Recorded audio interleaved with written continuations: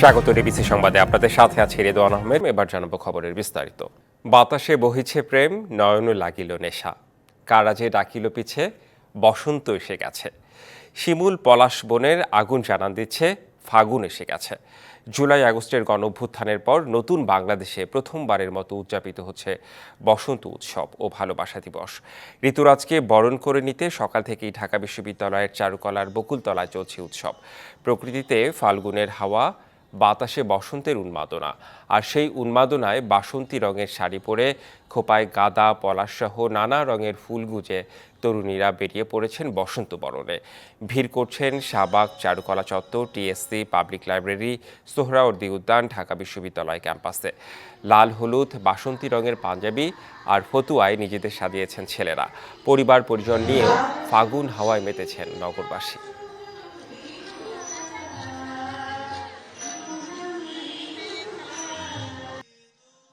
বসন্ত উৎসব উদযাপনের খবর জানাতে ঢাকা বিশ্ববিদ্যালয়ের চারুকলা থেকে যুক্ত হচ্ছেন সহকর্মী মাহফুজা বৃষ্টি। এছাড়া চট্টগ্রাম থেকে যুক্ত হচ্ছেন আমাদের আরেক সহকর্মী মুজিবুল হক। প্রথমেই চলে যেতে চাই মাহফুজা বৃষ্টি, আপনার কাছে বসন্ত উৎসব কেমন দেখছেন, উপভোগ করছেন কেমন? আপনি দেখতে পাচ্ছেন এখানে যে বসন্ত বরণ উৎসব সকাল 7টা থেকে শুরু হয়েছে। 2টা নাগাদ হয়তোবা এই অনুষ্ঠান শেষ হয়ে যাবে, কারণ এই পথ পরিবর্তনের পর থেকে দেশের যে অবস্থা সেই চিন্তা করে কিন্তু এবার মঙ্গল শোভাযাত্রাও এখান থেকে পরিচালনা করা হয়নি। আমরা যদি একটু কথা বলি যে এখানে যারা আছেন উৎসব বরণ করতে এসেছেন তাদের সাথে কথা বলবো।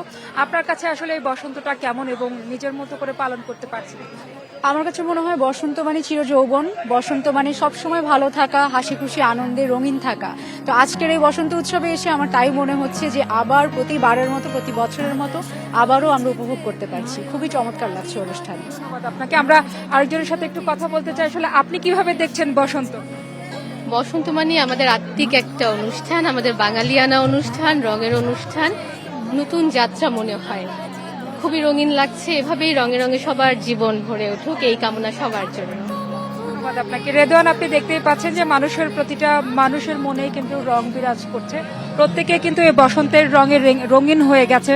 প্রত্যেকে মাথায় ফুল এবং হাতে ফুল দিয়ে, বেশিরভাগ আমরা গাঁদা ফুলের প্রচলন দেখতে পারি এই বসন্তকে কেন্দ্র করে। সে জায়গা থেকে কিন্তু আমরা দেখতেই পাচ্ছি সকাল থেকে যারা আসছেন এখানে দর্শনার্থী যারা আছে তারা সবাই কিন্তু আনন্দে মেতেছেন। নগরবাসীর কাছে আসলে এই যে বাঙালির যে ঐতিহ্যবাহী উৎসবগুলো এগুলো একটু প্রাণবন্ত আর রঙিন মনে হয়, যার কারণে কিন্তু সবাই একটু সুযোগ পেলে এ ধরনের উৎসব পালন করতে কিন্তু চলে আসে। আমরা যদি আসলে এখানে ঘুরে দর্শক সারিতে দেখানোর চেষ্টা করি এবং আরেকটু কথা বলি আরেকজনের সাথে যে আপনার কাছে কেমন লাগছে? ভালোবাসা দিবস তো ফাল্গুন একসাথে চলছে, দুটোই কেমন লাগছে? আজকে ফাল্গুন ও ভালোবাসা দিবসও। ভালোবাসার দিবস তো ভালোবাসা মানুষকে নিয়েই। আপনার ভালোবাসার মানুষ? জি, আমার অনেক ভালো লাগছে, বিশেষ করে ভালোবাসা মানুষকে নিয়ে সবার মাঝখানে ভালোবাসা বিলিয়ে দেওয়াটাই আমাদের আনন্দ। আর আমরা অনেক খুশি, আল্লাহর রহমতে আমরা অনেক হ্যাপি। আর আমরা চাই সবাই এভাবে ভালোভাবেই ভালোবাসার দিবস পালন করুক। ধন্যবাদ আপনাকে। মাহফুজা বৃষ্টি জানাচ্ছিলেন ঢাকা বিশ্ববিদ্যালয় এলাকা থেকে, অর্থাৎ চারুকলার বকুলতলা থেকে। চলে যেতে চাই চট্টগ্রামে রয়েছে আমাদের আরেক সহকর্মী মুজিবুল হক। মুজিবুল হক, চট্টগ্রামের কি অবস্থা? বসন্তের ফাগুন হাওয়ায় কেমন দেখছেন পরিবেশ? রেদওয়ান, আপনাকে প্রথমে বসন্তের শুভেচ্ছা। আপনি জানাচ্ছিলেন যে ঢাকার আমরা বিভিন্ন জায়গায় বসন্তের যে বরণের যে খবর সেটি জানাচ্ছি। চট্টগ্রামেও এর বৈচিত্র্য নেই, অনেকটাই অভিন্ন চিত্র। আমরা চট্টগ্রামের যে পাহাড়তলির শহীদ ওয়াসিম স্মৃতি পার্কে রয়েছে, এখানে বোধন আবৃত্তি পরিষদের উদ্যোগে নিবিড় অন্তরতর বসন্ত এলো প্রাণে এই প্রতিপাদ্যে মূলত বসন্তকে বরণ করা হচ্ছে। আমরা দেখতে পাচ্ছি খোপায় ফুল এবং বসন্তের শাড়ি পরেই কিন্তু এখানে তারা আসছেন এবং নানান বয়সী মানুষ কিন্তু এখানে আসছেন। তারা যেটি বলছেন যে নতুন যে প্রাণের সঞ্চার বসন্তের আগমনের মধ্য দিয়ে সেটি তারা ছড়িয়ে দিচ্ছেন। একটু ছোট করে একটু বলবেন আজকে কি কি আয়োজন রয়েছে, কিভাবে উদযাপন করছেন? আজকে আয়োজন হলো, কি প্রত্যাশা?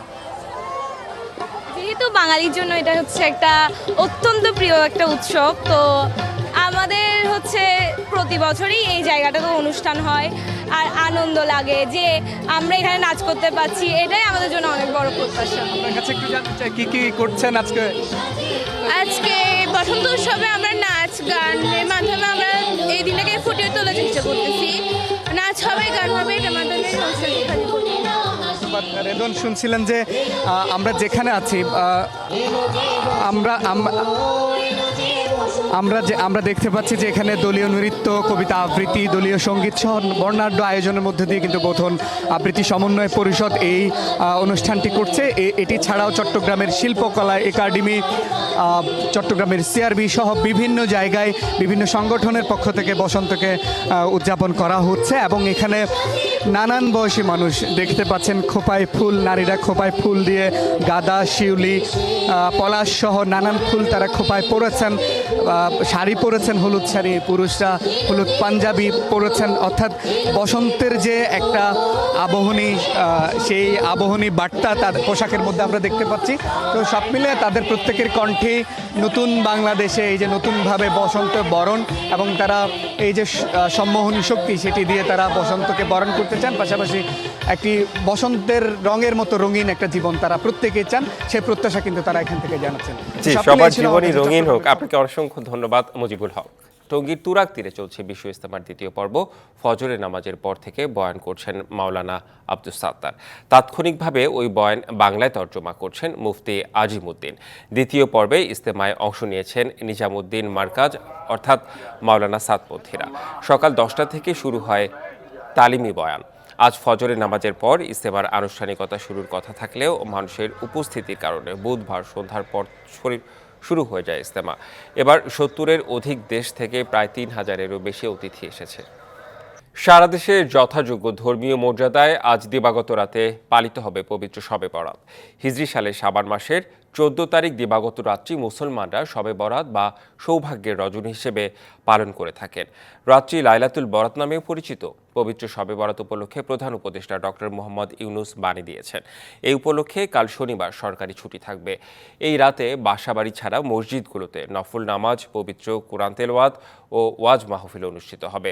ধর্মপ্রাণ মুসলমানরা মহান আল্লাহর রহমত ও নৈকট্য লাভের আশায় নফল নামাজ, কোরআন তেলাওয়াত, জিকির, ওয়াজ, মিলাদ মাহফিল সহ ইবাদত বন্দেগীর মাধ্যমে কাটাবেন।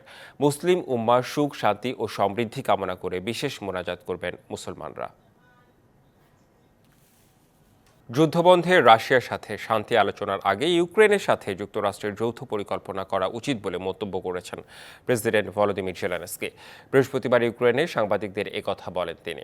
যুদ্ধবন্ধে রুশ প্রেসিডেন্ট ভ্লাদিমির পুতিনের সঙ্গে মার্কিন প্রেসিডেন্ট ডোনাল্ড ট্রাম্প দীর্ঘ সময় ফোনালাপ করেন। এরপর কথা বলেন জেলেনস্কির সঙ্গেও। পরে এই ইস্যুতে ক্রেমলিনের সঙ্গে শীঘ্রই শান্তি আলোচনার ঘোষণা দেন ট্রাম্প।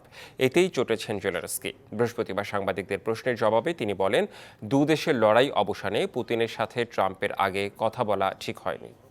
চ্যাম্পিয়ন্স ট্রফি খেলতে দুবাই গেল বাংলাদেশ দল। গতরাত 1টার দিকে হযরত শাহজালাল আন্তর্জাতিক বিমানবন্দর থেকে দুবাইয়ের উদ্দেশ্যে রওনা হয় শান্ত বাহিনী। শান্ত ও মুশফিক সামনের গেট দিয়ে প্রবেশ করলেও ভিড় এড়াতে বাকিরা এয়ারপোর্টে যান পেছনের গেট দিয়ে। দেশ ছাড়ার আগে গণমাধ্যমের সাথে কথা বলেনি কেউই।